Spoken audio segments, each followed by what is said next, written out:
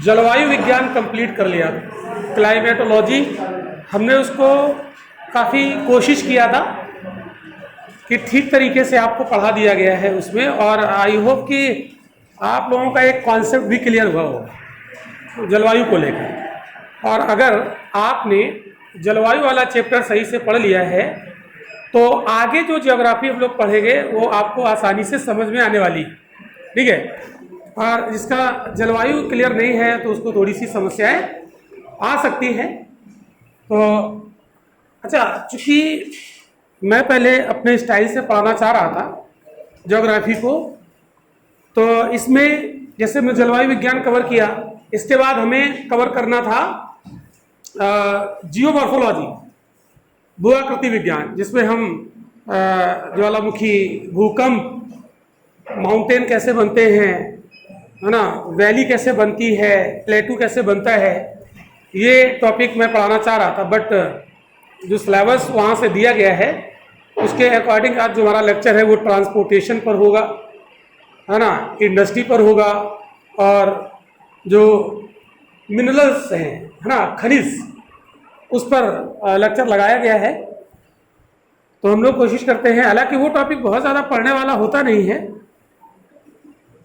उसमें, तो हम लोग क्या करते हैं, जो वो मिनरल्स वाला जो चैप्टर है ना, ट्रांसपोर्टेशन वाला, उस चैप्टर को हम लोग कैसे पढ़ाते हैं, जो हम लोग का पढ़ाने का तरीका है, उसमें प्रिंटेड नोट्स प्रोवाइड कराते हैं। प्रिंटेड नोट्स देकर और उसको हम लोग स्क्रीन पे चीज़ें क्लियर कर देते हैं कि कोई जैसे स्वेज कैनाल पढ़ानी तो स्वेज कैनाल का पिक्चर स्क्रीन पर होगा और आपके पास प्रिंटेड रहेगा, उसमें मेन पॉइंट लिखे होंगे, और यहाँ पर उसको समझा दिया, दिखा दिया कि स्वेज कैनाल कहाँ किसको जोड़ती है, कौन से इसके पास पोर्ट हैं और कौन सी इसमें लेक्स हैं। जैसे क्वेश्चन पीसीएस में पूछा गया था, स्वेज नहर में झीलें, और उसका उत्तर से दक्षिण में एक क्रम लगाने के लिए पूछ लिया गया था पीसीएस में, तो वो उस तरीके से पढ़ाते हैं। बट यहाँ पे थोड़ा सा वो चीज़ें नहीं है, तो हम लोग अपना उसको पढ़ेंगे और कोशिश करते हैं। हालांकि ट्रांसपोर्टेशन पर जो भी क्वेश्चन बनते हैं वो मेरे पास प्रिंटेड है और उसी से हम आपको चीज़ें कराएंगे, ठीक है। दूसरा जो खनिज वाला टॉपिक है, इंडस्ट्री वाला है, तो खनिज से जो क्वेश्चन बनता है वो पूछ लेगा, कोई माइन दे देता है, जैसे उसने माइन दे दिया चुक्की कमाटा, तो चुक्की कमाटा एक कॉपर की माइन है, तांबे की खान, और दुनिया की सबसे बड़ी वो कॉपर माइन है, और वो कहाँ है, चिली में। तो इस क्वेश्चन को, इस टाइप के टॉपिक को कराने के लिए क्या होता है, सबसे अच्छा तरीका क्या होता है, प्रिंटेड आपके पास होगा और यहाँ पर स्क्रीन पे इसको समझा दिया जाए, मैप पे दिखा दिया, ये देखिए यहाँ पर है, ये यहाँ पर है, ये ऐसे पूछा जाता है, आप टिक मारते चले जाइए नोट्स में, ये होता है तरीका। बट वो चीज़ें थोड़ी यहाँ पर मुझे कमी महसूस हो रही है, तो हम फिर इसको कुछ इस तरीके से पढ़ाएंगे, समझाते हुए आपको पॉइंट लिखा दें, ठीक है, जिससे कि आप क्वेश्चन कर पाओ। तो आज जो हम लोग टॉपिक शुरू करेंगे अकॉर्डिंग टू जो हमारी स्कीम है सिलेबस खत्म करने की, तो उसके अकॉर्डिंग हमें चलना पड़ेगा, ठीक है। तो आज बात करते हैं हम लोग ट्रांसपोर्टेशन की, परिवहन, ठीक है।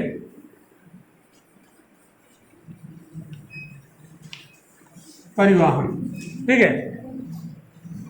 तो वैसे आप लोग अभ्युदय स्कीम का फ़ायदा उठाइए जितना उठा सकते हैं, है ना।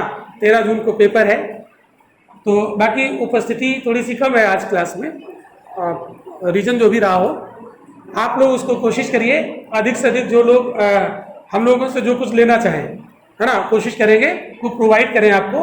और बाकी प्रिंटेड मटेरियल के लिए भी हम लोग बात कर लेंगे, अगर वो कुछ बनता है सिस्टम तो आपको उपलब्ध करा दिया जाएगा, ठीक है।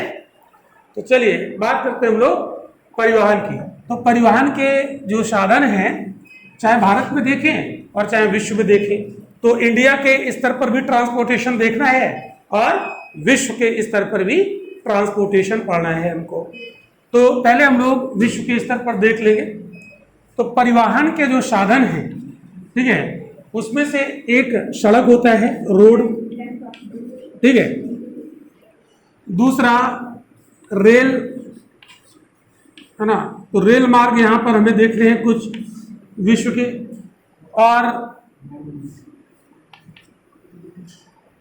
जल परिवहन ये बहुत इंपॉर्टेंट है ना। तो जो जल परिवहन है ये काफ़ी इंपॉर्टेंट है, ठीक है। जो वाटरवे है, मैरीन जो ट्रांसपोर्टेशन है, समुद्री परिवहन, ये काफ़ी इंपॉर्टेंट रहता है।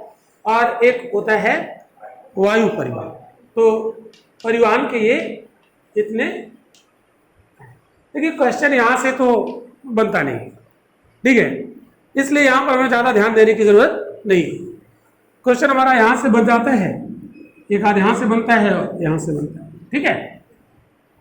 तो इसमें हम लोग अभी भारत को छोड़कर विश्व के स्तर पर देख लेंगे और इसके बाद हम भारत को भी देख लेंगे, ठीक है।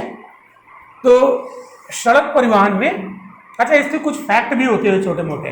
तो जो फैक्चुअल इंफॉर्मेशन है वो आपको हम हैंड रिटन नोट्स में या प्रिंटेड में जैसे भी होगा वो हम आप लोगों को उपलब्ध करा देंगे, यहाँ की जो मैनेजमेंट है उससे बात करके, ठीक है। उसमें छोटे छोटे फैक्ट भी लिखे रहेंगे, लेटेस्ट फैक्ट जो हैं, जो पूछे जाने की संभावना है इस बार। मैं बात कर लूँ, मेरे पास तो ऑलरेडी तैयार है, ठीक है, मेरे पास तैयार है, वहाँ बात कर लेंगे कैसे आप लोगों को मिलेगा ये, ठीक है। तो जो छोटी दूरी और मध्यम दूरी का परिवहन है उसमें सड़क का हम हेल्प लेते हैं। तो छोटी दूरी और जो मध्यम दूरी है उसमें हम सड़क का हेल्प ले लेते हैं, ठीक है। तो इसमें जैसे सड़कों की लंबाई की बात करें अगर हम विश्व के स्तर पर, तो आप एनसीईआरटी पढ़ेंगे तो उसमें लिखा रहेगा अमेरिका, ठीक है। हालांकि ये चेंज भी हो जाते हैं कभी कभी, ठीक है। तो हालांकि प्रेजेंट टाइम में अमेरिका ही है, ठीक है। तो यहां पर हमें क्या पढ़ना है, विश्व के प्रमुख सड़क मार्ग है ना, महामार्ग, ठीक है। तो वो देखते हैं, है ना। विश्व के प्रमुख, आप लोग चाहे तो आप कॉपी में थोड़ा थोड़ा हिंट करते हुए लिखते रहेंगे, है ना। तो विश्व के प्रमुख महामार्ग, सड़क पे हम लोग रोड पे देख रहे हैं ना, रोड वाला,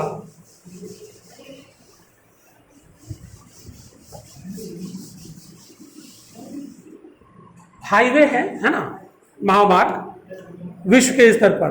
तो सबसे पहले हम बात करेंगे ट्रांस कनाडियन महामार्ग, ट्रांस कनाडियन महामार्ग। अब इनसे क्वेश्चन क्या पूछेगा ये भी हम लोग यहां पर अभी देख लेंगे।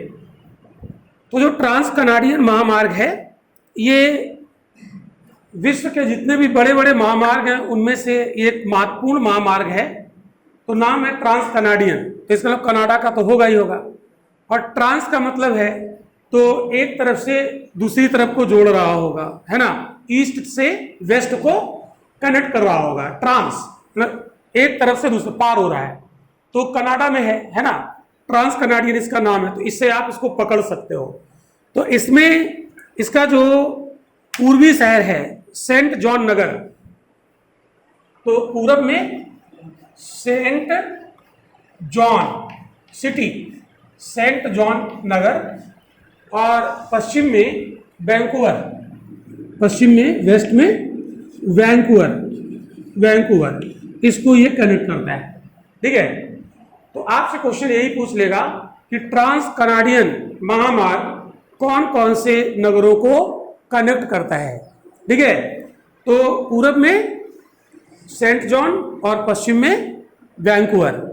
अब आपको क्या करना है, एटलस में आप इसकी लोकेशन देख लेंगे।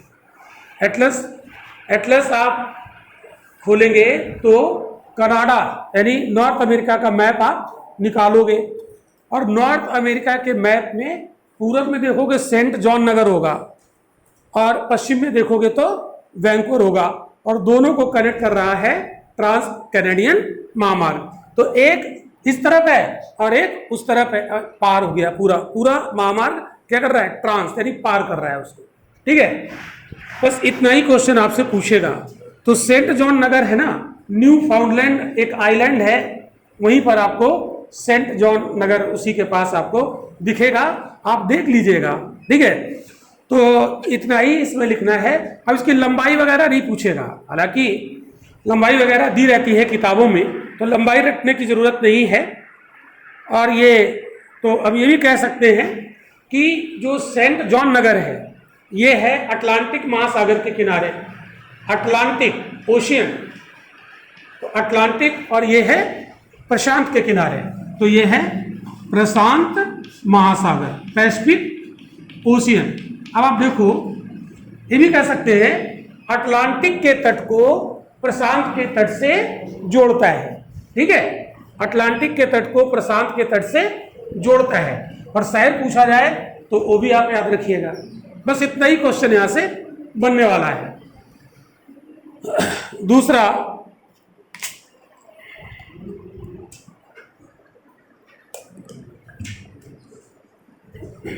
तो इसको बस इतना ही बना लेंगे। दूसरे महामार्ग की बात करेंगे हम लोग, स्टुअर्ट महामार्ग, ठीक है। स्टुअर्ट महामार्ग ये ऑस्ट्रेलिया में है।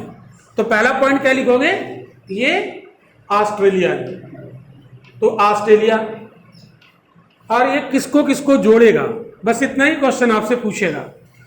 तो ऐसे क्वेश्चन पूछ सकता है कि स्टुअर्ट महामार्ग किस महाद्वीप में है, ऑस्ट्रेलिया में है, पहला क्वेश्चन तो ये बन जाएगा, ठीक है। और दूसरा क्वेश्चन, ये कौन कौन से शहरों को जोड़ता है, तो ऑस्ट्रेलिया में उत्तर में एक है विरडूम शहर, नॉर्थ में, ठीक है, और साउथ में शहर है इसका एक उड़नादात्ता करके शहर है। तो ये तो क्वेश्चन आपका ज्यादा इंपॉर्टेंट नहीं है, लेकिन ये जरूर पूछेगा आपसे कि स्टुअर्ट महामार्ग किस महाद्वीप में है, ये इंपॉर्टेंट है, यहां से बने, ठीक है। तो ऑस्ट्रेलिया में है, बस इतना ही याद रखना है। और ये दो शहर हैं, उत्तर में ब्रिडुम और दक्षिण में उड़नादत्ता, एक सिटी है, उसको ये कनेक्ट करता है, ठीक है। ये उड़नादत्ता, ये एक शहर है साउथ में, हाँ, इसको कनेक्ट करता है।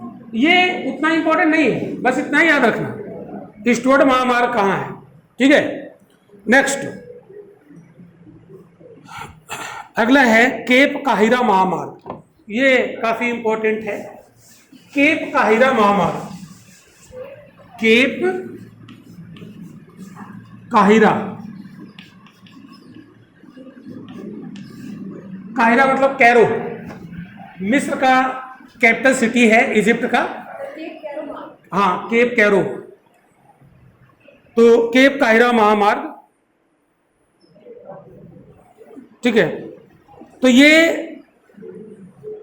उत्तर में मिस्र की राजधानी काहिरा या कैरो जिसको कहते हैं, और दक्षिण अफ्रीका का जो वैधानिक राजधानी है केप टाउन, उसको केप मतलब केप टाउन और काहिरा मतलब कैरो, ठीक है। तो ये आप जैसे इसका आप देख सकते हो अफ्रीका का मानचित्र, तो इधर पड़ेगा मिस्र की राजधानी, है ना, और इधर पड़ेगा केप टाउन। केप टाउन आपको पढ़ाया था, केप टाउन की जलवायु कैसी है पढ़ाया था, है ना। तो इसको ये क्या कर रहा है, कनेक्ट कर रहा है। तो from Cairo to Cape Town, from Cairo to Cape Town, तो कैरो कहाँ है, नॉर्थ में, केप टाउन कहाँ है, साउथ में, तो इन दोनों को जोड़ता है।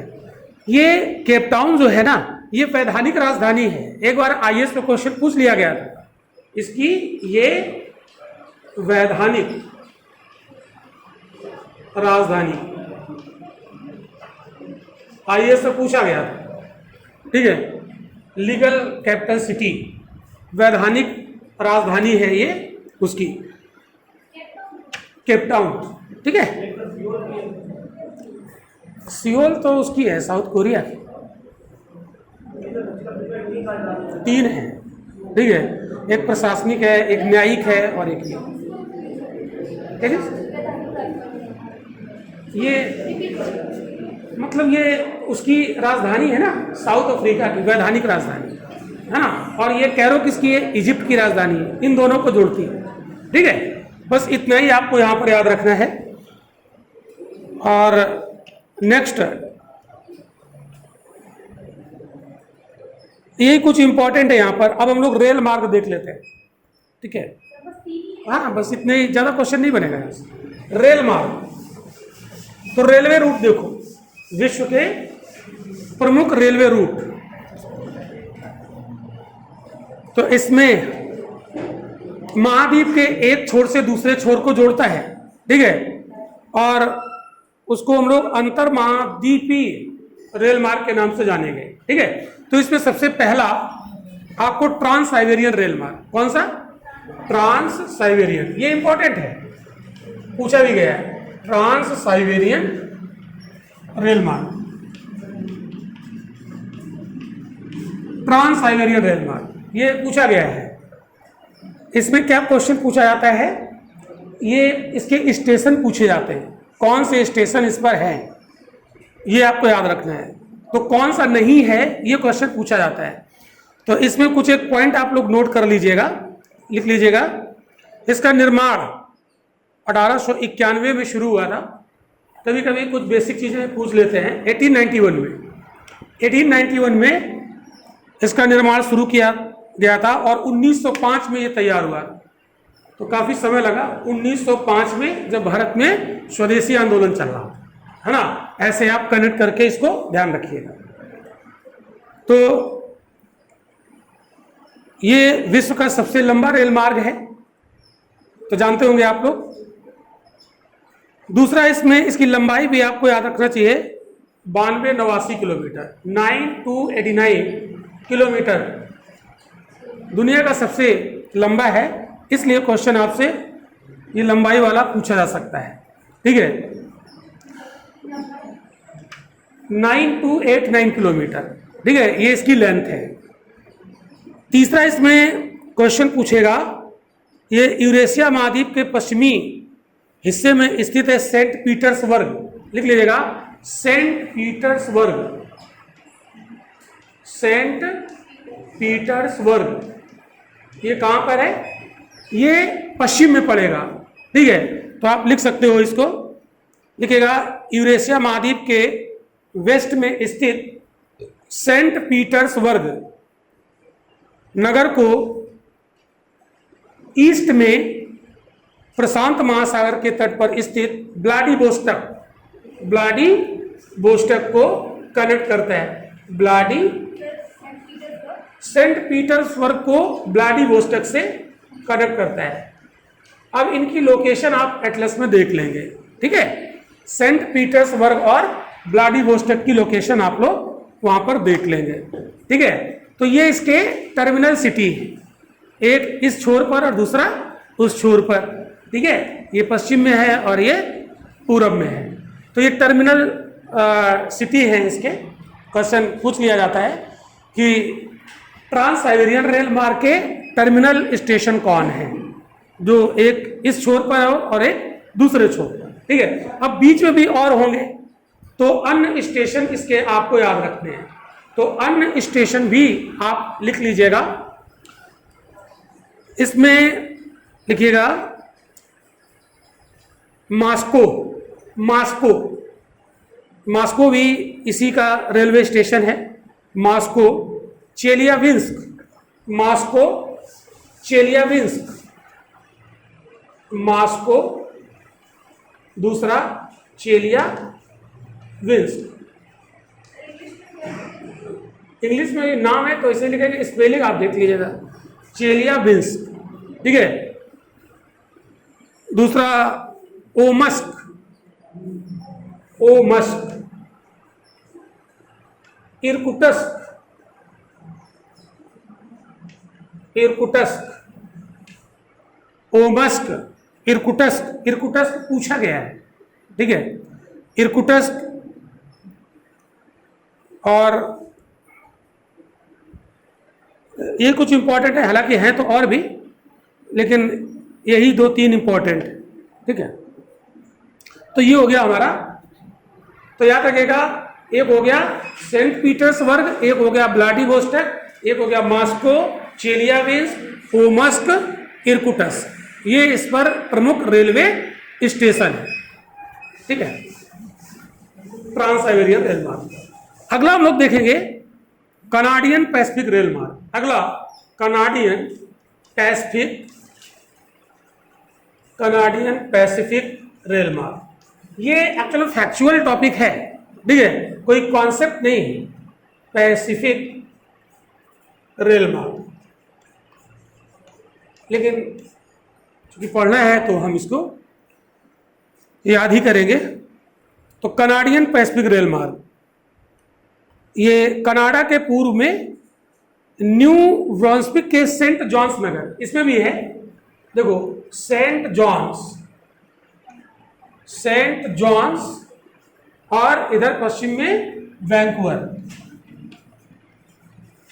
इसको ये कनेक्ट करता है। लिख लीजिएगा, पूरब में सेंट जॉन्स और पश्चिम में वैंकूवर को कनेक्ट करता है। ये रेल मार्ग है, और उसके पहले में सड़क मार्ग पड़ा था। ठीक है,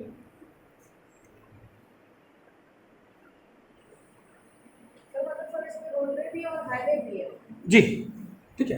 अब आप देखो कि जो वहां पर मॉन्ट्रियल सिटी है ना, कनाडा का नाम देखो, कनाडियन पैसिफिक रेल मार्ग है, तो कनाडा का होगा। ठीक है, और मॉन्ट्रियल शहर आपको हमने पढ़ाया था। कब पढ़ाया था? जब हमने आपको टैगा क्लाइमेट पढ़ाया था, याद आ रहा है? मॉन्ट्रियल, तो मॉन्ट्रियल में और क्यूबेक कनाडा के शहर है ये, और टैगा क्लाइमेट में हमने आपको ये पढ़ाया था। तो टैगा क्लाइमेट में यहाँ पर कैसे वन होंगे? कोणधारी, मुलायम लकड़ी। तो यहाँ से मुलायम लकड़ी इसी से ट्रांसपोर्ट की जाती है। ठीक है, यहाँ से मुलायम लकड़ी मिलती है। तो लिख लीजिएगा, इस पॉइंट को लिखिएगा। देखिए, इस रेल मार्ग के द्वारा क्यूबेक और मॉन्ट्रियल, इस रेल मार्ग के द्वारा क्यूबेक और मॉन्ट्रियल के औद्योगिक क्षेत्र मुलायम लकड़ी वाले वन प्रदेश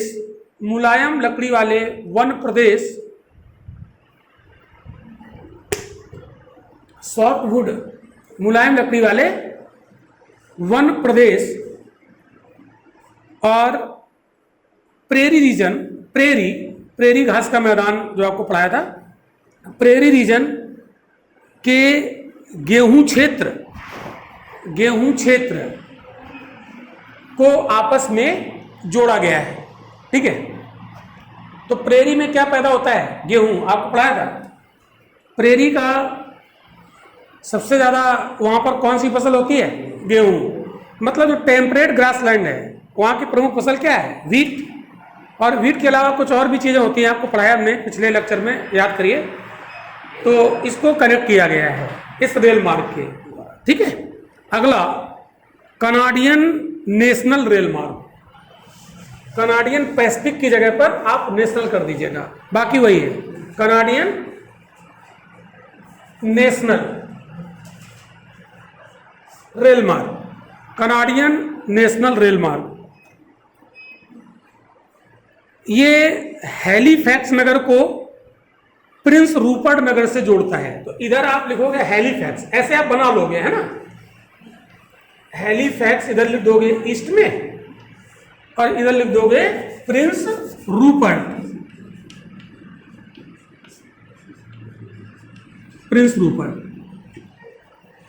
तो पश्चिम में है प्रिंस रूपर्ट, अमेरिका का एक, इसका कनाडा का एक प्रांत है ब्रिटिश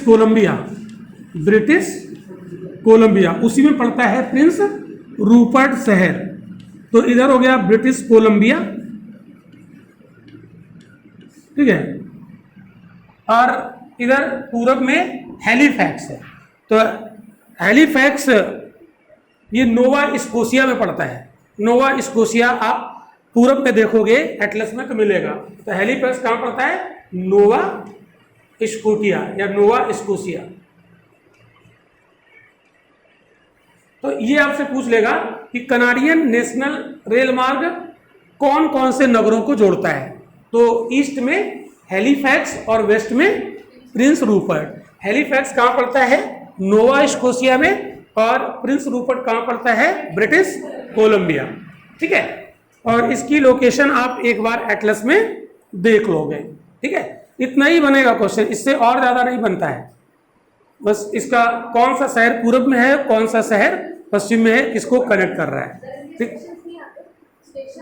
नहीं इसके स्टेशन नहीं पूछे, वो उतने आज तक नहीं पूछे गए। ठीक है, इसके बाद ऑस्ट्रेलियन अंतर महाद्वीपीय रेल मार्ग, ऑस्ट्रेलियन अंतर महाद्वीपीय रेल मार्ग, ऑस्ट्रेलियन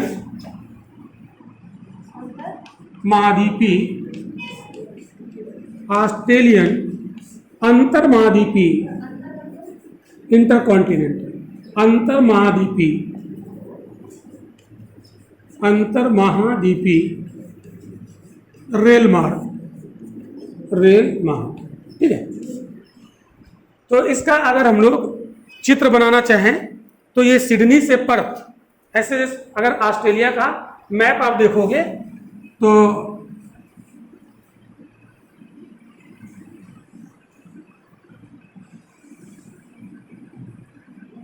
ऐसे करके इधर है सिडनी, ठीक है, और इधर है पर्थ।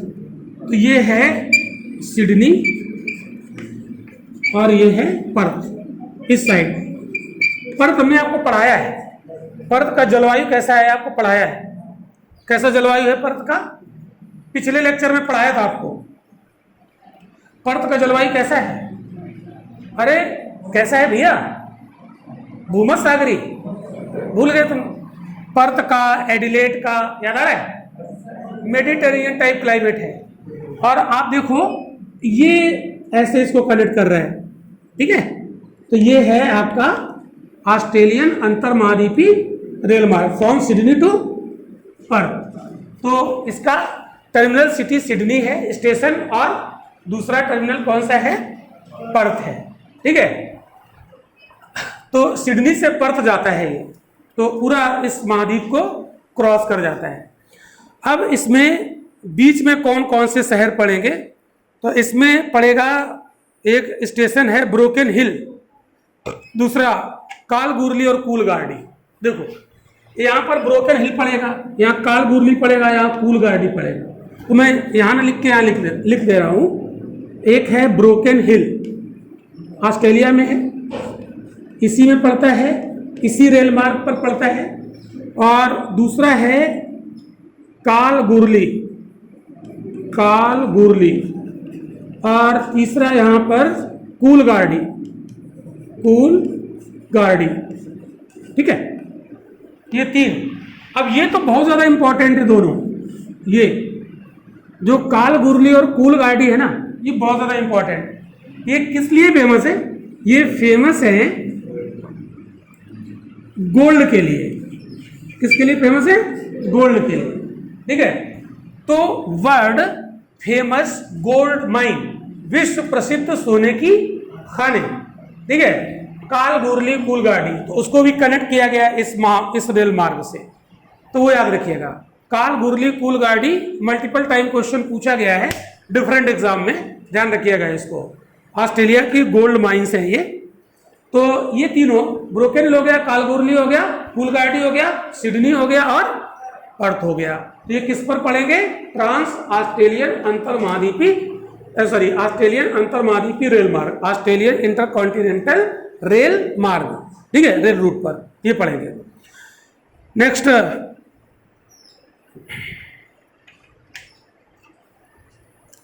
एक और लिखिएगा, ओरिएंट एक्सप्रेस रेल मार्ग। ये क्लियर हो गया? समझ में आ गया? ठीक है, बस कुछ नहीं, ऐसे आप मैप बना लो और ये सिटी लिख दो, बस इतना ही क्वेश्चन बनेगा।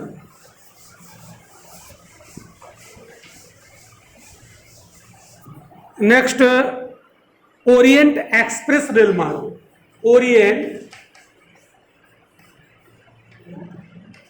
एक्सप्रेस, एक्सप्रेस रेल मार्ग, ओरिएंट एक्सप्रेस रेल मार्ग। ये पूछ लेगा कहाँ है, तो ये यूरोप का है। कहाँ का है? लिख दीजिएगा, यूरोप का इंपॉर्टेंट रेल मार्ग है। यूरोप यूरोप में है, तो यूरोप का इंपॉर्टेंट रेल मार्ग है ये। और ये फ्रांस के पेरिस, लिख लीजिएगा, फ्रांस के पेरिस और टर्की के कुस्तुनतुनिया तक जाता है। पेरिस से लेकर कॉन्स्टेंटिनोपल, है ना, तो पेरिस से लेकर कहां तक जाता है? कुस्तुनतुनिया, कुस्तुनतुनिया, ठीक है। तो फ्रॉम पेरिस टू कॉन्स्टेंटिनोपल, है ना, ये शहर है वहां का। कुस्तुनतुनिया नाम सुना होगा ना, टर्की का है ना, तो कुस्तुनतुनिया तक जाता है। कॉन्स्टेंटिनोपल बोलते हैं इसको इंग्लिश में, और हिंदी में इसको क्या कहते हैं? कुस्तुनतुनिया, कॉन्स्टेंटिनोपल शहर, ठीक है। नेक्स्ट, अच्छा, इसमें एक चीज और है, विश्व की सबसे लंबी रेल सुरंग जो टनल है ना, जिसका नाम है गोथार्ड बेस टनल, ये है इसमें गोथार्ड, ये इंपॉर्टेंट है टनल। ये कौन से देश में पड़ेगी? तो कंट्री का नाम भी लिख लीजिएगा, स्विट्जरलैंड। गोथार्ड टनल, ये विश्व की सबसे लंबी रेल सुरंग गोथार्ड टनल, ये स्विट्जरलैंड में है। तो वो इसी में पड़ेगी, ओरिएंट एक्सप्रेस रेल मार्ग में, ठीक है। नेक्स्ट हम लोग आते हैं ट्रांस एंडियन रेल मार्ग। ट्रांस एंडियन रेल मार्ग, ट्रांस एंडियन, इंडियन नहीं लिखिएगा, एंडियन लिखिएगा, रेल मार्ग। देखिए, कुछ टॉपिक ऐसे होते हैं जिनको पढ़ाने के लिए कुछ चीज़ों की ज़रूरत होती है, और वो चीज़ें जब नहीं होती हैं तो थोड़ी सी प्रॉब्लम आती पढ़ाने में। जैसा कि हमने आपको बताया कि अगर यही स्क्रीन पर होता और चीज़ें बनी होती और वहाँ पे आपको समझाते हुए चलते तो बड़ा इंटरेस्ट आ जाता, लेकिन नहीं है तो हम लोग कुछ जैसे भी पढ़ेंगे लेकिन छोड़ेंगे तो नहीं, है ना। हाँ, ट्रांस एंडियन रेल मार्ग, तो ये इंडिया का नहीं है ना, एंडियन लिखा हुआ है। तो ट्रांस एंडियन रेल मार्ग ये दक्षिण अमेरिका का है, लिख लीजिएगा। साउथ अमेरिका का सबसे महत्वपूर्ण रेल मार्ग है ये, साउथ अमेरिका का सबसे महत्वपूर्ण रेल मार्ग, साउथ अमेरिका का सबसे महत्वपूर्ण रेल मार्ग है। और ये चिली और अर्जेंटीना, चिली का एक शहर है वालपरेजो और अर्जेंटीना का ब्यूनस आयर्स, तो किसको किसको जोड़ता है? वालपरेजो, वालपरेजो और ब्यूनस आयर्स, ब्यूनस आयर्स, इसको ये कनेक्ट करता है। तो ऐसे आप बना लोगे रफली, इधर वेस्ट में लिख दोगे वालपरेजो और ईस्ट में लिख दोगे ब्यूनस आयर्स। तो वालपरेजो किसका है? चिली, और ब्यूनस आयर्स अर्जेंटीना। अच्छा, आप लोग बताएंगे मुझे कि ब्यूनस आयर्स किस लिए फेमस है?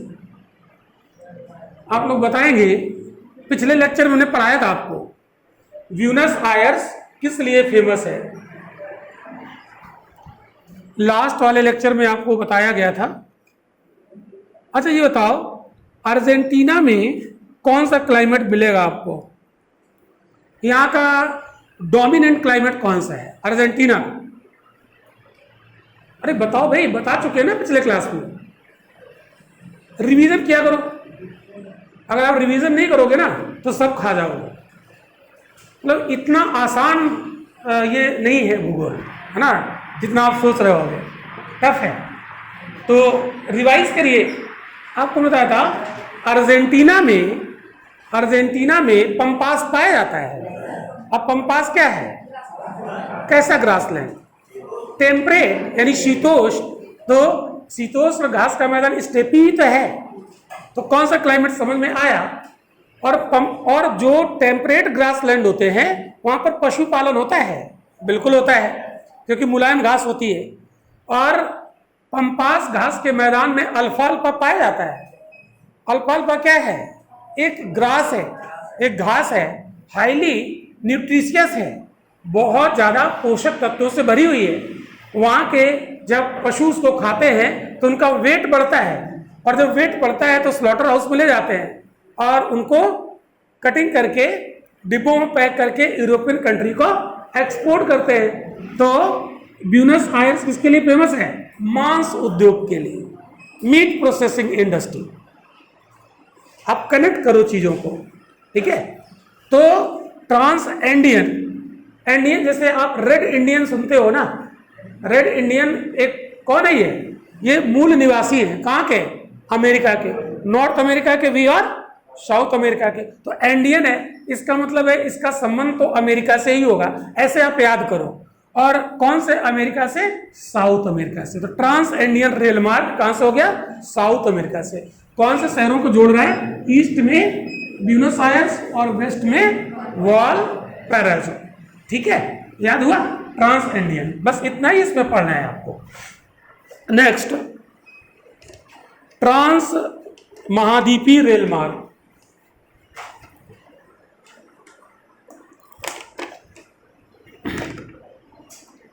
ट्रांस महाद्वीपीय रेल मार्ग, ट्रांस कॉन्टिनेंटल, ठीक है, ट्रांस महाद्वीपीय रेल मार्ग, ट्रांस महाद्वीपीय रेल मार्ग। तो ट्रांस महाद्वीपीय जो रेल मार्ग है ये यूएसए का है, ठीक है, यूएसए। तो लिख लीजिएगा, पहला पॉइंट आप लिख दोगे कहां का है? यूएसए, ठीक है। दूसरा पॉइंट कौन कौन से सिटी को कनेक्ट करेगा वो भी आपको ध्यान देना है। तो ट्रांस महाद्वीपीय रेल मार्ग ये न्यूयॉर्क को सिएटल, आप ये पॉइंट लिख लीजिएगा, न्यूयॉर्क को सिएटल, सैन फ्रांसिस्को व लॉस एंजल्स से कनेक्ट करता है। तो कौन कौन से शहर आपको पता है? न्यूयॉर्क, सिएटल, फ्रांसिस्को, मतलब सैन फ्रांसिस्को और Los Angeles. New York, Seattle, San Francisco और लॉस एंजल्स, ठीक है। तो ये चारों शहर कहाँ के हैं? अमेरिका के। और कौन से मार्ग पर होंगे? ट्रांस महाद्वीपीय रेल मार्ग। क्वेश्चन कैसे बनाएगा? ट्रांस महाद्वीपीय रेल मार्ग पर कौन सा शहर नहीं है, ठीक है। तो चारों याद रखिएगा, बड़े फेमस हैं, न्यूयॉर्क, सिएटल, सैन फ्रांसिस्को और लॉस एंजल्स। ये चारों बड़े फेमस हैं वहां के, तो ध्यान रखिएगा। तो ये हमारा मुख्य यहाँ पर है जो हमने आपको बता दिए। अब इसके बाद हम लोग सड़क पढ़ लिया और रेल मार्ग पढ़ लिया। अब सीधे सीधे हम लोग जल मार्ग पर आते हैं, जल परिवहन पर। जल परिवहन ज़्यादा इंपॉर्टेंट रहता है, ठीक है। तो जल परिवहन ज़्यादा इंपॉर्टेंट रहता है, उसमें हम लोग आते हैं। तो अब देखो जल परिवहन में किसका रोल होता है, अब देख लीजिए, थोड़ा सा यहाँ पर समझिए। जल परिवहन में एक तो नदियों का योगदान रहता है, क्यों भाई? दूसरा नहरों का योगदान रहता है ना, और फिर कुछ महासागर। लेकिन नदियों और नहरों के माध्यम से हम किसी महाद्वीप के अंदर जा सकते हैं, है ना। जैसे हम लोग पढ़ते हैं राइन नदी, तो राइन नदी, जैसे सेंट लॉरेंस नदी, तो राइन नदी के माध्यम से हम यूरोप में अंदर जा सकते हैं। सेंट लॉरेंस नदी के माध्यम से हम अमेरिका में अंदर जा सकते हैं। तो वो आंतरिक जल मार्ग हो जाएंगे। इसमें कुछ झीलों का भी योगदान होता है, लेक्स, इनका भी यूज किया जाता है, ठीक है। झील भी, नदियां, नहर, महासागर, ठीक है। इसके अलावा जो सी पोर्ट होते हैं, बंदरगाह, इनका भी बहुत बड़ा रोल होता है, ठीक है। बंदरगाहों का भी बहुत बड़ा रोल होता है। अब जैसे हम लोग इंडिया के बंदरगाह देखेंगे कि भारत में कौन कौन से मुख्य बंदरगाह हैं, विश्व के स्तर पर भी क्वेश्चन हमारा बनता है। तो सबसे पहले हम लोग विश्व के स्तर पर बात करेंगे और हम ये देखेंगे कि बंदरगाह कितने प्रकार के होते हैं, ठीक है। तो सबसे पहले हम लोग सी पोर्ट की बात करते हैं। तो जो जल परिवहन है, एक चीज इसमें और जानिए, जल परिवहन सबसे सुरक्षित और सबसे सस्ता होता है और बहुत लंबी दूरी हम यहाँ से तय कर सकते हैं। जैसे मान लो कि अगर हम बात करें भारत में, जैसे विशाखापट्टनम, जो विशाखापट्टनम बंदरगाह है ये आंध्र प्रदेश में पूर्वी तट पर विशाखापट्टनम। तो अगर हम यहाँ से ऑस्ट्रेलिया जाते हैं, है ना, तो विशाखापट्टनम से ऑस्ट्रेलिया और ऑस्ट्रेलिया से हम कोयला लेकर यहाँ लाते हैं, उतारते हैं, तो एक बड़ी दूरी तय करते हैं। तो लंबी दूरी का जो व्यापार होता है सी रूट के माध्यम से, ठीक है, तो वो बड़ा सुरक्षित माना जाता है। तो जल परिवहन सबसे सुरक्षित और सबसे सस्ता परिवहन है, और ये शुरू से हो रहा है। ये इंडस वैली सिविलाइजेशन से हो रहा है भारत में, ठीक है। जैसे आपने पढ़ा होगा लोथल, लोथल क्या था, एक सी पोर्ट था इंडस वैली सिविलाइजेशन का। तो सी पोर्ट की उपस्थिति क्या बताती है, इंटरनेशनल ट्रेड। जैसे आज विशाखापट्टनम से हम ऑस्ट्रेलिया जाते हैं और वहां से कोयला लाते हैं, और कोयला यहाँ किनारे पर उतारते हैं, और यहाँ पर हम उद्योग लगाते हैं। तो जैसे नहीं क्वेश्चन है, आप लोग पढ़ते होंगे कि भारत का एकमात्र तटीय क्षेत्र में स्थित कारखाना लौह इस्पात, है ना, आयरन एंड स्टील इंडस्ट्री, जो कोस्टल एरिया में है, वो विशाखापट्टनम है। क्यों है ये तट के किनारे, आगे बात करेंगे हम लोग, ठीक है। तो जल परिवहन में इनका रोल है, और यही हम यहाँ पर पढ़ेंगे, ठीक है। तो सबसे पहले बात करेंगे हम लोग, ये जो सी पोर्ट है पत्तन, ये पत्तन कितने प्रकार के होते हैं। तो इसमें से एक आप पढ़ोगे इंटरपोर्ट पोर्ट्स, इंटरपोर्ट पोर्ट, ये कैसे बंदरगाह, पोर्ट का मतलब बंदरगाह, ठीक है। तो ये बंदरगाह कैसे होते हैं, देखो, जैसे मान लो एक ये कोई बंदरगाह, ऐसे हम हाइपोथेटिकल ले रहे हैं, ये कोई कंट्री है, उसके किनारे एक कोई बंदरगाह है ए, ठीक है, ए बंदरगाह। अब कोई दूसरा देश है, और कोई दूसरा देश है बी, यहाँ से कोई उसने सामान भेजा, यहाँ पर उतार दिया, ठीक है, और यहाँ पर उतारने के बाद इसको कहीं दूसरे डेस्टिनेशन पर पहुंचा दिया। तो ये वाला जो बंदरगाह है इसको कहेंगे इंटरपोर्ट पोर्ट, ठीक है। तो एक देश के सामान को इस बंदरगाह के माध्यम से किसी अन्य देश तक भेजा जाता है, उसको क्या कहते हैं, इंटरपोर्ट पोर्ट, ओके। तो ये बात आप चाहो तो लिख लो, अगर याद रखना है तो याद रखते रहिए, ठीक है। पॉइंट नोट कर लीजिए, चाहो तो लिखिएगा, ऐसे बंदरगाह जिसके माध्यम से एक देश के माल को किसी अन्य देश तक भेजने के लिए प्रयोग किया जाता है, ठीक है। तो उसको क्या कहते हैं, इंटरपोर्ट पोर्ट। इसका उदाहरण अगर आप लिखना चाहो तो सिंगापुर बहुत अच्छा उदाहरण है, इंटरपोर्ट पोर्ट का सिंगापुर, ये बेस्ट एग्जांपल। दूसरा रॉटरडम, रॉटरडम कहाँ का है बताएंगे आप लोग। रॉटरडम आपने सी पोर्ट सुना होगा, नीदरलैंड, ठीक है, कहाँ का है, नीदरलैंड का। और ये राइन नदी के मुहाने पर बसा हुआ है, राइन नदी के माउथ पर बसा हुआ है, और ये यूरोप का सबसे व्यस्त बंदरगाह है, ठीक है। तो ये इंटरपोर्ट पोर्ट की एग्जाम्पल है, ठीक है।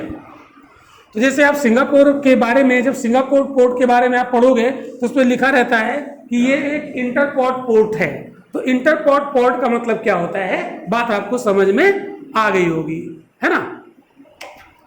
दूसरा पोर्ट ऑफ कॉल, एक और बंदरगाह है पोर्ट ऑफ कॉल, ये देखो, दूसरा पोर्ट ऑफ कॉल, ठीक है, port of call, CALPORT, port of call. ये पोर्ट ऑफ कॉल क्या, ये भी एक बंदरगाह है। देखो, जैसे मान लो हम लोग क्या करते हैं, एक लंबी दूरी का ट्रैवल किया, है ना। जैसे हम लोग मान लीजिए हम लोग कहीं जा रहे हैं सड़क के रास्ते और हमने अपनी गाड़ी में फ्यूल भराया और चलते जा रहे हैं, एक लंबी दूरी है और बीच में फ्यूल खत्म होने लगा, तो हमने क्या किया, रास्ते में रोक के और जहाँ पर रिफिल स्टेशन है वहाँ पर उसको फिर से रिफिल कराया, तो पेट्रोल उसमें भराया और इसके बाद हमने भी थोड़ी देर रेस्ट कर लिया, है ना, लंच वंच कर लिया या नाश्ता कर लिया और इसके बाद फिर चले। तो बस वही है ये। तो जब लंबी दूरी की जब समुद्री यात्रा करते हैं तो कहीं रास्ते में हम रुक कर वहाँ पर कुछ फ्यूल वगैरह लेते हैं, तो ऐसे पोर्ट को क्या कहते हैं, पोर्ट ऑफ कॉल। ठीक है, तो ध्यान रखिएगा इसको। आप लिख सकते हो लंबी समुद्री मार्गों के बीच, लंबी समुद्री मार्गों के बीच स्थित वैसे स्थान जहां शिप रुककर फ्यूल व यात्रियों के लिए भोजन आदि कलेक्ट करते हैं,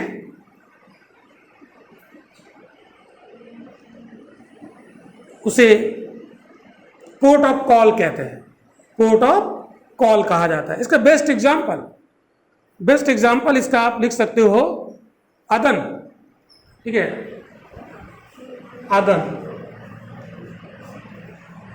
आपने गल्फ ऑफ एडन का नाम सुना होगा, ठीक है। अच्छा, सिंगापुर भी इस कैटेगरी में रखा जाता है,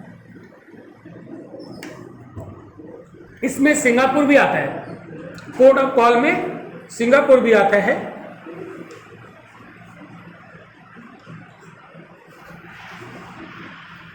नेक्स्ट एक होता है oil port.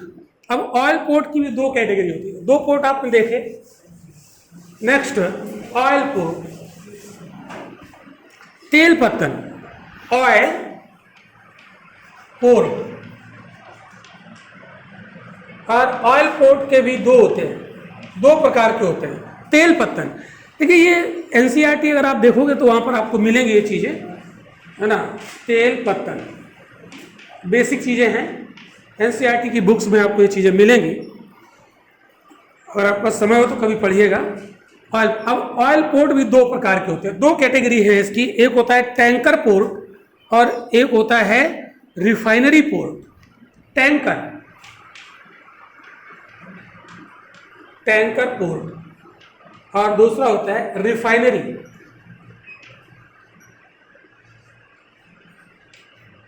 Refinery port, tanker port and refinery.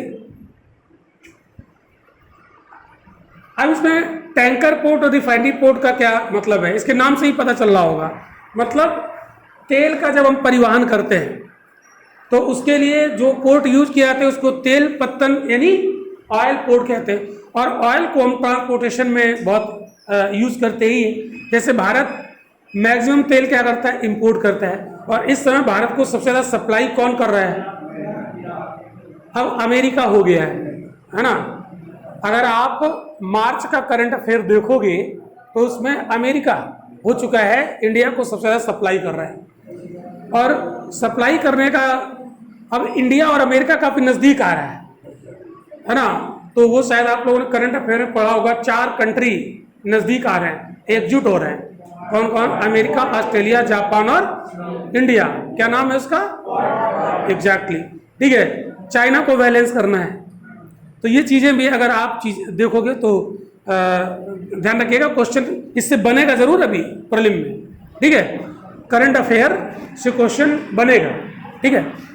तो देखो, तेल जब हम कहीं से मंगाते हैं तो कहीं टैंकर रोक कर उसमें तेल भरते होंगे और तेल को खाली भी करते होंगे।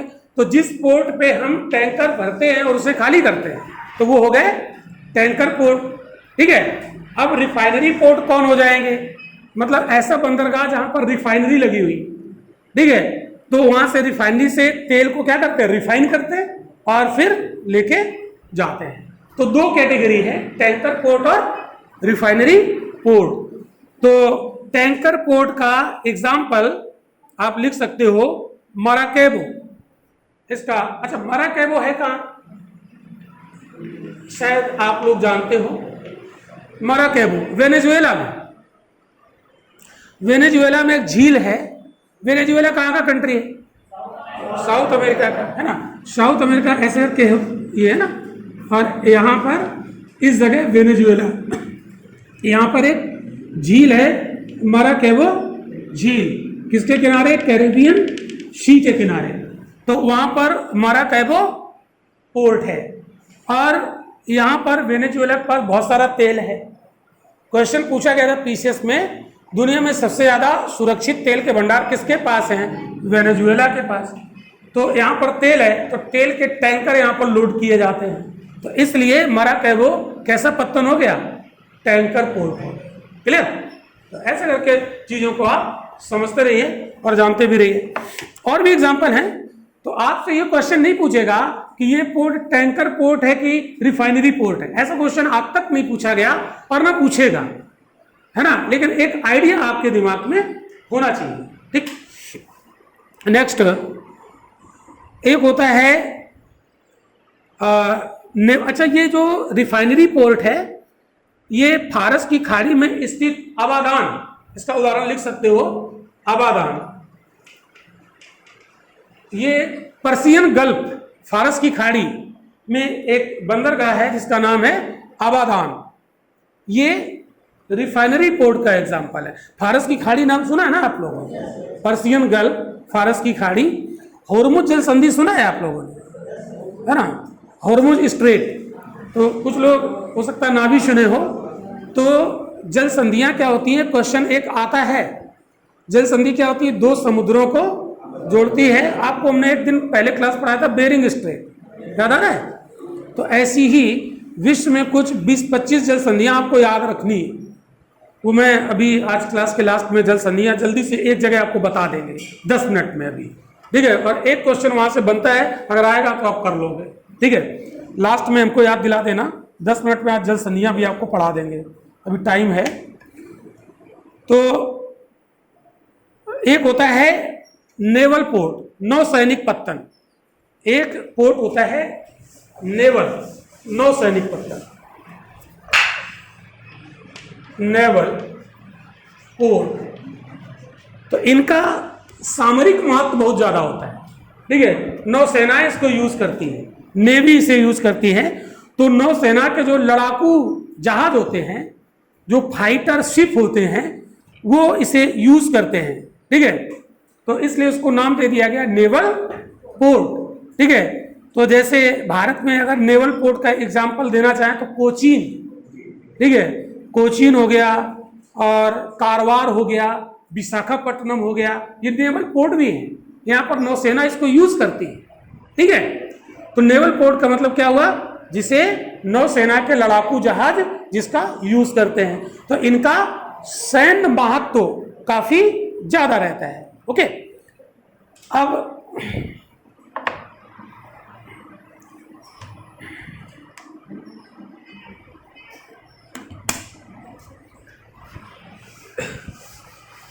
हम लोग कुछ कैनाल सिस्टम देखते हैं जिसका यूज किया जाता है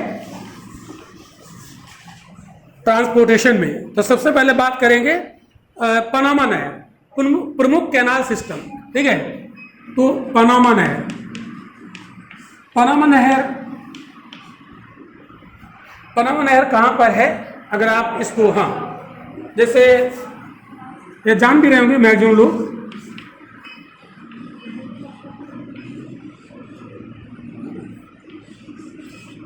तो यहाँ पर इस तरीके से ऐसे जुड़ा हुआ है, ठीक है, इसको काटा गया है, तो ये है, तो ये पनामा नहर। तो इधर कौन सा सी है, अटलांटिक, और अटलांटिक में ये वाला कौन सा है, कैरिबियन, कैरिबियन, कैरिबियन सी, और फिर इधर अटलांटिक है, और इधर इधर कौन सा है, सारगैसो, कौन सा सी है, सारगैसो। आता है क्वेश्चन, आप लोगों ने पेपर दिया होगा तो आपको पता होगा, सारगैसो सागर, नॉर्थ अटलांटिक में पड़ता है सारगैसो। और इधर क्या है, पैसिफिक, प्रशांत। तो प्रशांत को अटलांटिक से जोड़ता है वाया कैरिबियन, या कैरिबियन से हम सारगैसो जाना चाहे तो वहां भी पहुंच सकते हैं, ठीक है। सारगैसो सागर एक ऐसा सागर है जिसके आसपास समुद्री जल धाराएं घूमती हैं, और इसकी कोई कोस्टल बाउंड्री नहीं है। ये आरओ समीक्षा अधिकारी 2014 के मेंस में पूछा गया था, वो कौन सा सागर है जिसकी कोई तटीय सीमा नहीं।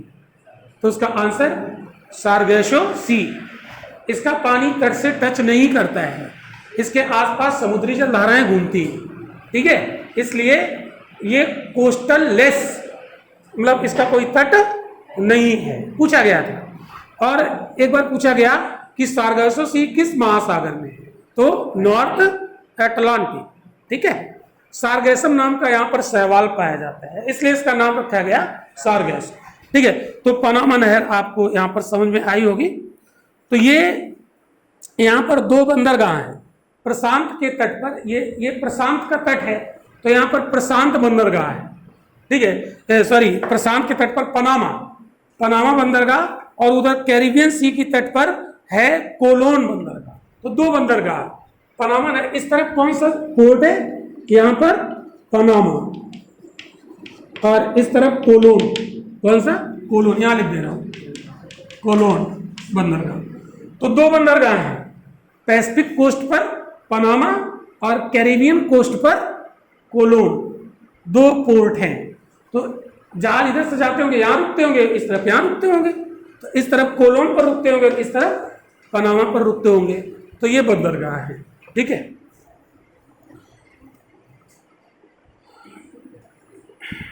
नेक्स्ट अगला बहुत इंपॉर्टेंट है, स्वेज नहर, बड़ी इंपॉर्टेंट।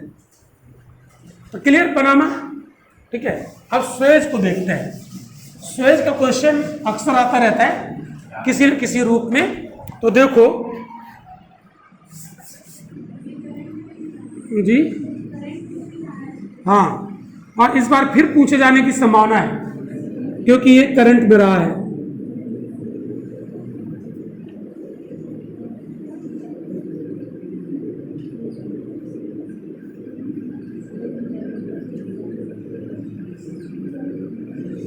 यहां देखिएगा, थोड़ा सा बनाते हैं यहां, देखो यहां ये क्या है, लाल सागर, ठीक है, और यहां पर है ये, इसको क्या कहते हैं, सिनाई पेनिनसुला। वेरी गुड, ये सिनाई पेनिनसुला। इस तरफ ये जो खाड़ी है ना, ये अकबा की खाड़ी, ठीक है, और एक तरफ ये स्वेज की खाड़ी। तो ये जो, और इधर क्या है, लाल सागर। तो सिनाई प्रायद्वीप किससे सराउंडेड है, ईस्ट में अकबा की खाड़ी, और वेस्ट में स्वेज की खाड़ी, और साउथ में रेड सी। ये सिनाई प्रायद्वीप। सिनाई प्रायद्वीप पर राइट किसका है, इजिप्ट का, मिस्र का, मिस्र का अधिकार। तो यहाँ पर कौन सा कंट्री है, मिस्र। तो मिस्र का राइट है इस पर, क्या है ये, सिनाई प्रायद्वीप।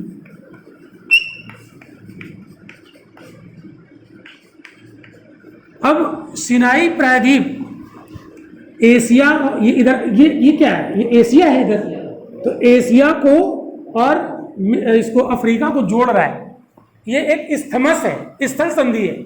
एक जल संधि होती है, वो दो जलों को जोड़ता है, स्थल संधि दो स्थल को जोड़ता है, तो ये इस्थमस है। अब आप देखो, यहाँ पर कैनाल बनाई गई इधर से ऐसे, तो ये कैनाल लाल सागर और स्वेज की खाड़ी, अर्थात लाल सागर भूमध्य सागर, लाल सागर में यहाँ क्या, स्वेज की खाड़ी। तो ये सिनाई पेनिनसुला इधर अलग हो जाता है इस साइड, ठीक है। तो ये बनाई गई यहाँ पर स्वेज नहर, ठीक है। अब स्वेज नहर पर यहाँ एक पोर्ट है और एक पोर्ट यहाँ स्वेज की खाड़ी में है। तो इसको थोड़ा सा अलग यहाँ पर, जैसे ये सिनाई प्रायद्वीप, ठीक है,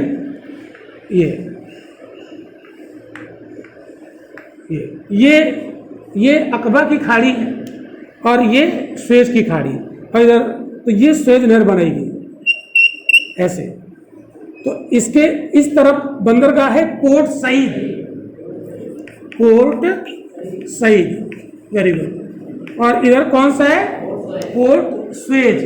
तो नॉर्थ में है भूमध्य सागर के किनारे पोर्ट सईद, और पर्शियन गल्फ के किनारे है पोर्ट स्वेज। बीच में और भी है, बीच में और भी अभी हम बताएंगे, वहां से क्वेश्चन बनेगा। अब आप देखो इसमें कुछ झीलें भी हैं, इसमें कुछ झीलें भी हैं, और जो पूछी गई थी अभी 2019 वाले में पीसीएस में, तो नॉर्थ से साउथ की ओर झीलें, तो सबसे ऊपर थी मंजाला झील, ठीक है, फिर तिमसा और फिर बिटर। तो ये क्रम है, लेकिन पूछ चुका है तो अब नहीं पूछेगा इस बार। अब की बार पूछ सकता है यहाँ के पोर्ट। क्यों पूछ सकता है? क्योंकि सुएज नहर अभी करंट में चर्चा में थी। 10-12 दिन पहले एक जहाज फंस गया था इसमें, है ना, ऐसे सीधे जा रहा तो ऐसे हो गया, ऐसे ऐसे फंस गया था, तो यहाँ जाम लग गया था बहुत ज्यादा। उस जहाज का नाम भी याद करिएगा, हाँ, नाम पूछ सकता है। अब ये जहाज चर्चा में रहा, मतलब फंस गया कहाँ पे? सुएज नहर में, वो ध्यान रखिएगा, ठीक है। और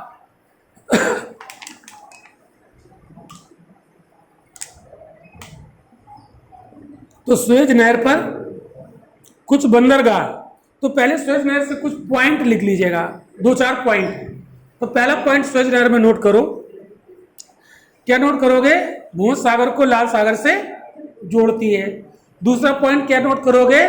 दुनिया की सबसे बड़ी जहाजी नहर है, सबसे ज्यादा शिप यहीं चलते हैं, बहुत बेस्ट है ये, ठीक है। क्यों है? एक दिन हमने आपको बताया था, जब हमने शुरू में क्लास लिया तो बताया था कि इधर इधर एक जल संधि है, कौन सी? डोबर नहीं, जिब्राल्टर। तो अटलांटिक के जहाज जिब्राल्टर से होते हुए भूमध्य सागर, और भूमध्य सागर होते हुए सुएज नहर, और सुएज नहर से होते हुए लाल सागर, लाल सागर से होते हुए ये जल संधि बावल मंडप से होते हुए चले जाते हैं, ठीक है। तो सारे जहाज अटलांटिक वाले कहाँ घुसते हैं? सुएज नहर में। तो सुएज नहर सबसे बड़ी दुनिया की जहाजी नहर है, और एक जहाज इसीलिए फंस भी गया यहाँ पर। तो जैसे ही जहाज फंसा तो जाम लग गया होगा, क्योंकि बहुत सारे जहाज यहाँ से पास होते हैं, क्लियर। तो दुनिया की सबसे बड़ी जहाजी नहर, ठीक है। इसका निर्माण वगैरह कब हुआ था, ऐसे भी क्वेश्चन पूछे जाते हैं। 1869 में, 1869 में। और जो इंजीनियर था वो फ्रांस का था, जिसने इसको मतलब जो योजना थी इसकी, है ना, जिसने इसको बनाया, फर्डिनेंड डी लेसेप्स। क्या नाम था इंजीनियर का? फर्डिनेंड डी लेसेप्स, ये इंजीनियर था। इसका इसमें बहुत बड़ा रोल था इसको डेवलप करने में, ठीक है। नेक्स्ट, 162 किलोमीटर लंबी है, लंबाई भी आप लिख लीजिएगा, कभी पूछ सकता है। 162 किलोमीटर लंबी, और 1956 में इसको नेशनलाइज किया गया। सुएज नहर का राष्ट्रीयकरण 1956 में, 1956 में इसका राष्ट्रीयकरण किया गया। इजिप्ट का राइट है इस पर, ठीक है, मिस्र का अधिकार है। और इस पर कुछ बंदरगाह, उत्तर से दक्षिण में कुछ बंदरगाह हैं, वो आप लिखिएगा। पोर्ट फौद, इस्माइलिया और पोर्ट तौफीक, पोर्ट फौद। फिर उसके नीचे आएंगे तो इस्माइलिया, पोर्ट इस्माइलिया, इसमें मेरी राइटिंग नहीं बनती है, आप लोग इसको समझिएगा। इस्माइलिया,